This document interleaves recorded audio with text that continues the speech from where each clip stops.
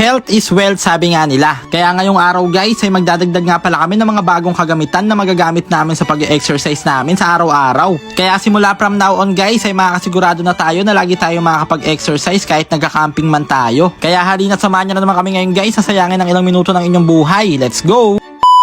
What's up sa inyo mga itik? Ngayong araw guys, sa wakas ay mariresolbahan na nga pala namin ngayon yung isa sa pinaka-problema namin dito sa aming project go-kart. Yung gulong kasi neto guys, sobrang lambot na lahat, 4 na gulong, tapos hindi rin pala namin siya kayang i-vulcanize. Pero buti na lang guys, nakaisip sila kuya na magandang idea. Lalagyan na lang daw nila yung gulong neto ni go-kart na itong styrofoam. Eto nga pala guys, yung styrofoam na to, siya, liquid siya, tapos i-spray namin siya dyan sa loob, tapos hihintay lang siya tumigas hanggang aalsa yan na parang tinapay, tapos magiging styrofoam na siya. Tapos titigas na yan guys. Ayun yung naisipan nila kuya. Hindi lang namin sure guys kung effective ba yun Pero wala na kasi talagang no choice. Hindi na talaga obra dito guys yung hangin. Kasi tignan nyo, pati yung mags niya mismo basag na.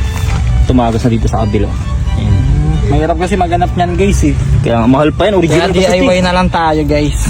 Ito lang yung naisipan namin paraan para gumana lang siya. Magkaroon lang siya ng laman. Ito kasi tol, ito yung ginamit natin doon sa yung tawag dito. Ito yung ginagamit na Nagiging styrofoam. Tama siya. Parang Styrofoam? ganun. Styrofoam ng rep, parang ganun. Okay. Ayan, nanonood yan. Tapos pag natuyo yan tol, kapit.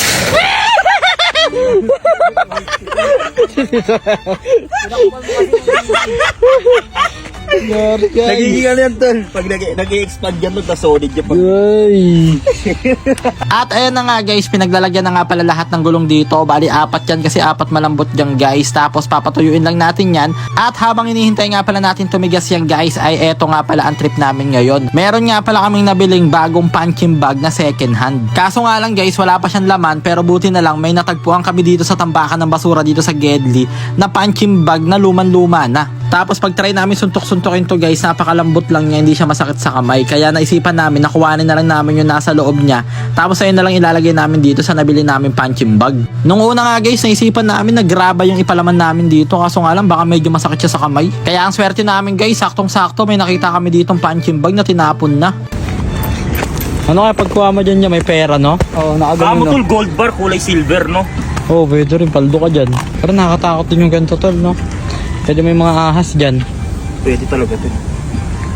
Hindi, meron naman tayo tol. Ito yung dog, to. Yung nai-snip niya kung may mga illegal. Ay, naamoy niya nga, naamoy niya. Amoy niya. Dog whisper. Ayan si Chuchu guys, ano yan caretaker yan dito si Chuchu guys sa parkingan dito. Tapos napamahal na siya sa atin. Napamahal na sa amin yung naiyak-iyak nga yan guys pag naalis kami. Chuchu. Kaya hindi kami makapag-travel guys. Kasi kapag sumasampa pa lang kami doon, naiyak na yan. Lalo pag in-start ko yung makina. Yan, pwede na yun tol. At ayan na nga guys, maya lang all goods na. At talaga nga namang siksik na dito yung punching bag namin. At syempre isasabit nga pala namin to. At dahil wala nga pala kaming maisip na pagsabitan, kaya dito na lang namin siya isasabit sa basketball ring ni Lokbo. At ayan guys, pagkatapos nga palang ikabit ay ayan, nagpractice na nga pala si Baron dito ng kanyang mga punches. Grabe, lakas sumuntok, parang si parang si Mark Tyson. Baka Baron yan. At ang kagandaan dito guys, habang nagka-practice ka mag-boxing, ay pwede ka na rin mag-shooting. Kaya kung mahilig kayo mag-basketball tapos nagkakapikunan kayo, eto ang magandang gawin nyo. At ayun na nga guys, meron pa nga pala kami ngayon ditong pandagdag sa aming pag-ehersisyo. Ayun guys, makakapag-jogging na kami ngayon guys kahit anong oras. Malaking tulong din to guys dahil makakapag-jogging na kami anytime, tapos pwede na rin kami mag-jogging kahit nasa loob kami ni Lokbu. Kunyari, minsan umuulan or kaya kapag nagka-camping kami, madadala rin namin to guys. Kaya lagi na kami makakapag-exercise. Kaya tamang healthy living na mga itik.